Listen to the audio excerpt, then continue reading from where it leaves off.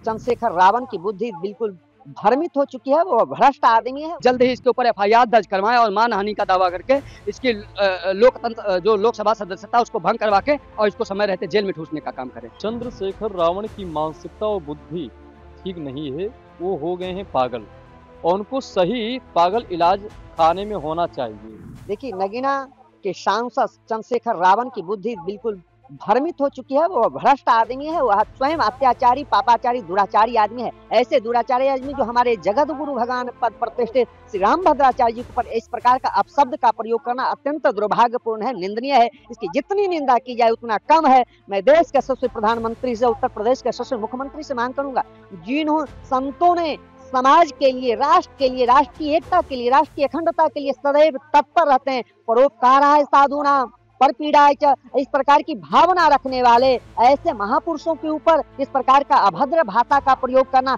अंधा कहना, पापी कहना कितना दुर्भाग्यपूर्ण है। संपूर्ण हिंदू जनमानस से और राष्ट्र की एकता के स्रोत में पिरोने वाले ऐसे महापुरुषों को करेगा इस प्रकार का टिप्पणी करेगा तो हम लोग कतई बर्दाश्त नहीं करेंगे। और ऐसा मांग करूंगा कि कोई कठोर कार्रवाई इसके ऊपर होनी चाहिए, कोई ऐसा कठोर कानून आए जो इस प्रकार के हमारे पूज्य संतों के ऊपर, सनातन के ऊपर कुठाराघात करेगा, उसके ऊपर दंडात्मक कार्रवाई होनी चाहिए।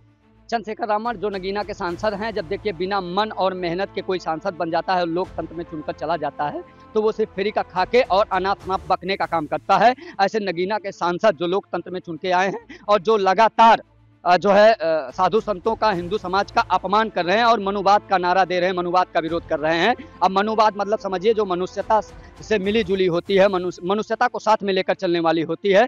ऐसे राक्षसी प्रवृत्ति को जो राक्षसी बढ़ावा दे रहे हैं चंद्रशेखर रावण का मैं खुले तौर पर विरोध करता हूं और सलाह देता हूं कि किस प्रकार से ये, किस संक्रमण के माध्यम से इनका मानसिक संतुलन खराब हो गया है, कौन से रोग से ये संक्रमित हो गए हैं, इसकी जल्द से जल्द जांच करवाएं। और रही बात हमारे रामानंदाचार्य जगत गुरु स्वामी रामभद्राचार्य जी महाराज जी पर, इस प्रकार से अगर लगातार अभद्र टिप्पणी करेंगे चंद्रशेखर रावण तो हिंदू समाज चुप नहीं बैठेगा। अगर हम लोकतंत्र में इन्हें चुनकर भेजने का भी काम कर सकते हैं तो अनर्गल प्रलाप करने और नाजायज टिप्पणी करने के जुर्म में इन्हें सड़कों पर दौड़ाकर पीट भी सकते हैं। इसलिए शासन और प्रशासन से भी निवेदन करेंगे कि इनके ऊपर त्वरित कार्रवाई हो, निष्पक्ष कार्रवाई हो।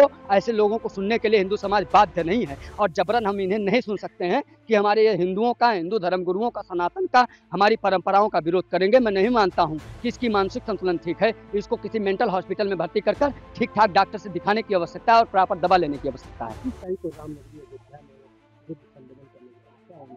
नहीं, इस प्रकार से अगर आप विवादित टिप्पणी करते हैं हमारे धर्म गुरुओं पर, हमारे धर्माचार्यों पर, तो धर्म तीर्थ क्षेत्र में आप किस प्रकार से और किस मुंह से आप आएंगे। मैं मानता हूं कि ऐसे लोगों का विरोध किया जाना चाहिए जो अयोध्या में हमारे भगवान बुद्ध के नाम पर जो है यहाँ आएंगे और नाजायज राजनीति करेंगे और तमाम प्रकार के हिंदुओं का अपमान करने का काम करेंगे। तमाम प्रकार से ये स्वीकार्य नहीं होगा। हिंदू समाज का यदि कोई भी विरोध करता है और वो कहीं भी जनसभाओं को संबोधित करता है तो हिंदुओं को वहीं जाकर विरोध करना चाहिए। इस प्रकार की मानसिकता को नहीं स्वीकार करते हैं कि आप उनको जो है अपमानित करने का काम करेंगे। वो चलती फिरती यूनिवर्सिटी है, उनको आप अंधा बोलने का काम करते हैं।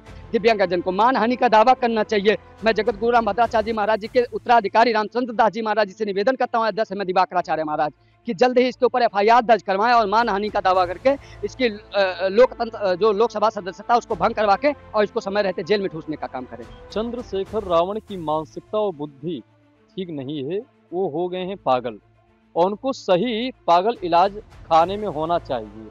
जो तुलसी पीठाधीश्वर परम पूज्य श्री रामभद्राचार्य जी पर इस तरह बयान देने वाला, साधु संतों को लेकर के इस तरह बयान देना, या कहीं ना कहीं तो पागलपन का ही दौरा है ना, इसीलिए तो इस तरह बयान दे रहे हैं। जिनके नेत्र भी नहीं है, त्रिकालदर्शी हैं और ज्ञान है पूर्ण संपूर्ण, और ऐसे महापुरुषों को अगर चंद्रशेखर रावण दे रहे हैं बयान तो कहीं ना कहीं उनके बयान में उनको दंड मिलना चाहिए जो संविधान के खिलाफ है।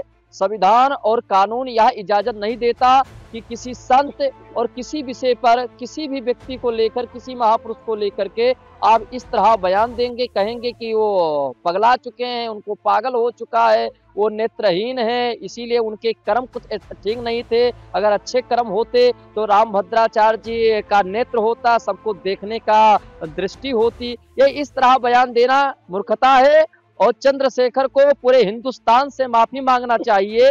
उनको समझना चाहिए कि इस हिंदुस्तान में रह करके साधु संतों का सम्मान नहीं, साधु संतों को लेकर के उठपटांग बोलना कहीं ना कहीं पागलपन का दौरा है। उनको इलाज कराना चाहिए।